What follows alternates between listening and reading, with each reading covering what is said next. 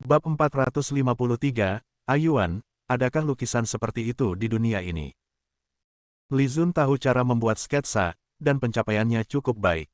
Saat dia mengambil mata kuliah pilihan, gurunya menyesal bahwa dia bukan jurusan seni.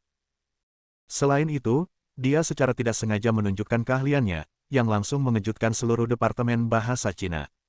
Semua orang tahu bahwa ada seorang pelukis bernama Li Zun di departemen bahasa Cina, yang sangat pandai membuat sketsa tangan.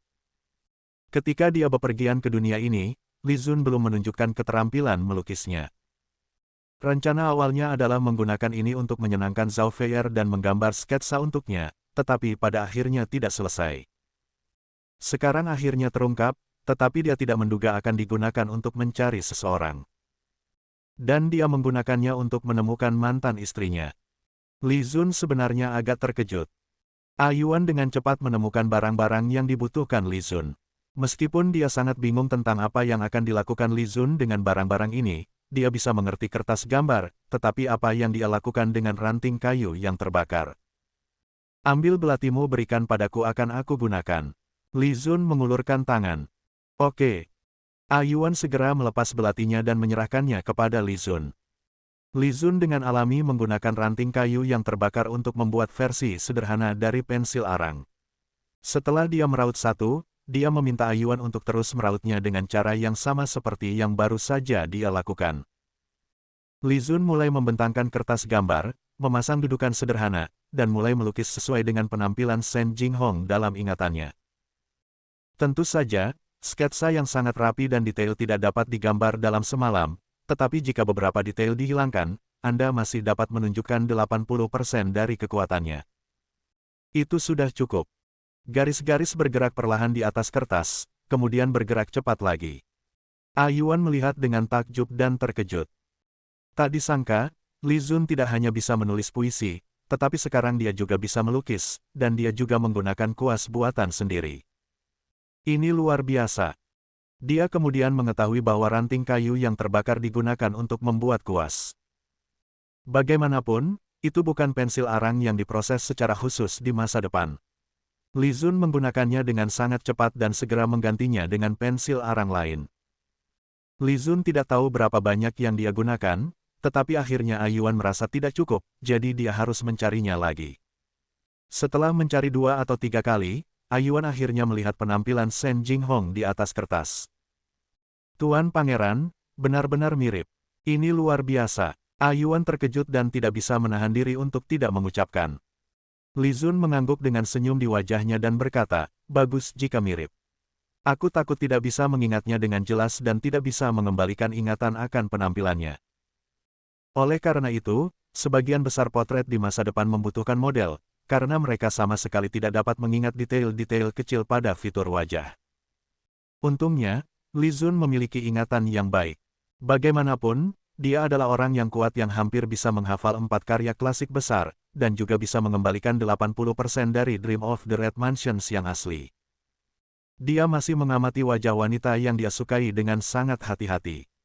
Ayuan melihatnya dengan hati-hati, mengangguk perlahan, dan berkata, benar-benar mirip dengan Nona Shen. Sama persis. Tuan Pangeran, aku tidak menyangka ada lukisan seperti itu di dunia ini, itu persis seperti orang asli. Untuk keunikan sketsa, keterampilan melukis Li Zun sangat menakjubkan.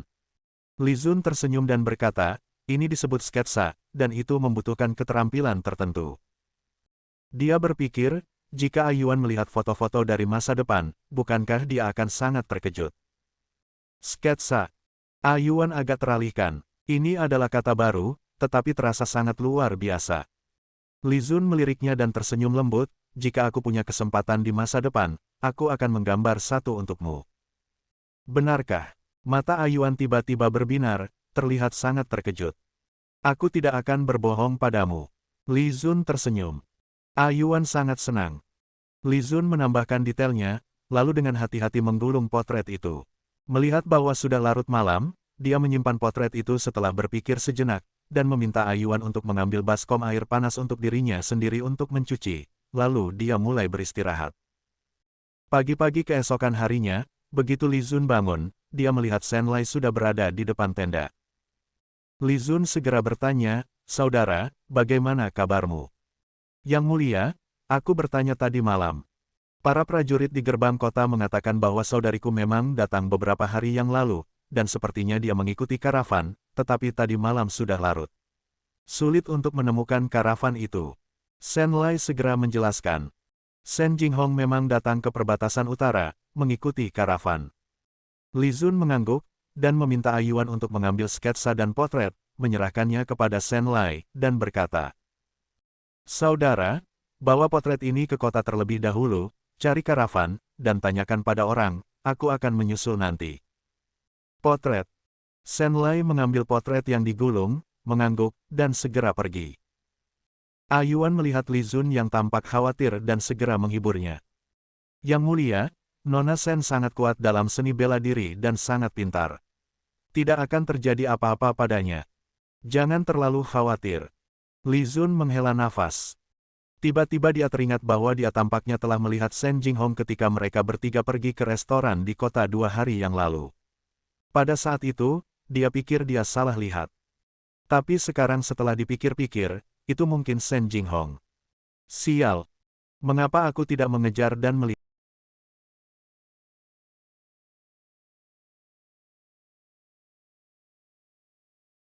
melihatnya? Li Zun hanya bisa berdoa dalam hatinya. Istriku yang bodoh, tidak akan terjadi apa-apa padamu. Bab 453 selesai. Bab 454, 6 Raja mengacu pada pangeran kita. Shen Lai berjalan keluar dari kamp militer dengan potret yang diberikan oleh Li Zun. Ketika dia tiba di gerbang kota, dia secara naluriah membuka potret di tangannya dan melihatnya. Namun, saat berikutnya, matanya menyipit dan dia menatap kosong pada potret di tangannya. Seluruh tubuhnya tertegun. Inikah, ini potret? Shen Lai merasa seolah-olah dia telah melihat hantu. Jelas seperti adikku melompat ke dalam kertas, hidup, bahkan setiap detail sangat sama. Apakah ada potret yang mirip di dunia ini? Kognisi Shen Lai runtuh seketika, dan dia menatap kosong pada potret di tangannya.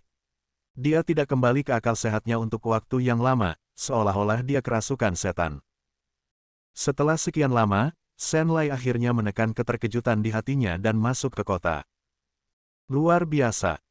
Jizong mendengarkan kata-kata Li Zun, keluar dari kota pagi-pagi, datang ke kamp militer, dan membawa beberapa orang untuk berkeliaran di sekitar kamp militer. Apakah kamu sudah mendengarnya? Sebuah prasasti kuno ditarik keluar dari sungai di luar kota kemarin. Prasasti kuno apa? Aku mendengar bahwa itu adalah prasasti batu dari dinasti Sang Kuno. Ada juga karakter dari dinasti Sang Kuno yang diukir di atasnya. Tampaknya sangat usang ketika ditemukan. Sebuah prasasti batu dari dinasti Sang Kuno.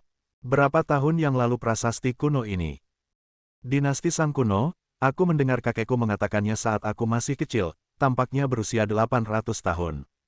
Sebuah negara kuno bertahun-tahun yang lalu, bukan di Tiongkok kita. Oh Tuhan, 800 tahun yang lalu. Itu sangat lama. Lanjutkan, apa yang tertulis di prasasti batu ini? Ah, Perdana Menteri mengetahuinya. Teksnya mengatakan, Damai Utara, Jenderal 6 Raja. Aku mendengar bahwa jika Utara ingin stabil, itu berarti 6 Raja harus memimpin Utara. Apakah ini benar? Itu pasti benar. Ah, semua orang menyebarkan berita tadi malam. Hei, aku mendengar bahwa 6 Raja ini mengacu pada Pangeran Jing kita. Tenang.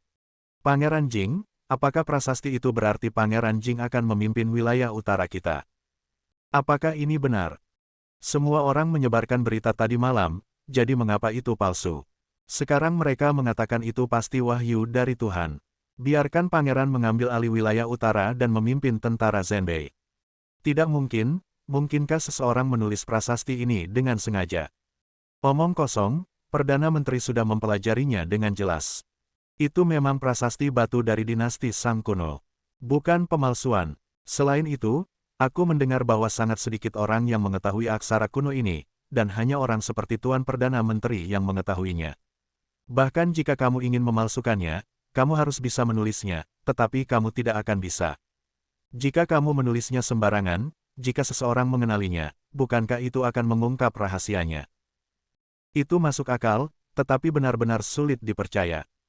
Kalau begitu katakan padaku, jika pangeran benar-benar mengambil alih tentara Zenbei, bagaimana menurutmu? Ini, sulit untuk dikatakan.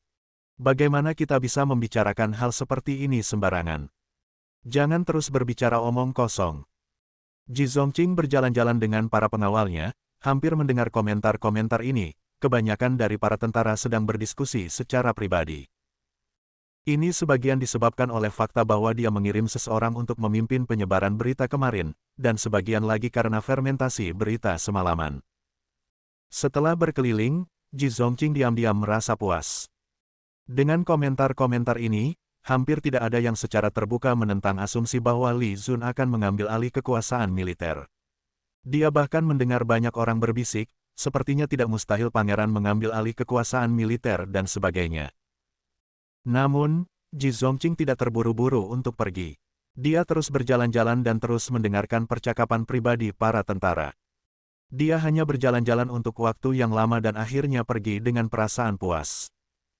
Dia mengerti apa yang dikatakan Li Zun tadi malam. Oleh karena itu, menurut momentum ini, Li Zun dapat mengambil alih kekuasaan militer di utara besok sesuai dengan perintah. Ji Zongqing kembali ke Kam dan mulai menyusun dekret. Selama dekret kekaisaran ini dikeluarkan besok, maka Li Zun akan secara sah mengambil alih kekuasaan militer di perbatasan utara. Dalam hal itu, bahkan jika seseorang keberatan, mereka tidak akan berani untuk menentang. Selain itu, seharusnya tidak ada keberatan pada saat ini. Bagaimanapun, para tentara tampaknya menantikan Li Zun. Ji Zongqing menulis dekret kekaisaran, dan kemudian memikirkan apa yang dibicarakan di tentara, dan segera tampak sedikit emosional. Dia semakin bingung tentang Pangeran Jing ini, dan dia merasa semakin takut.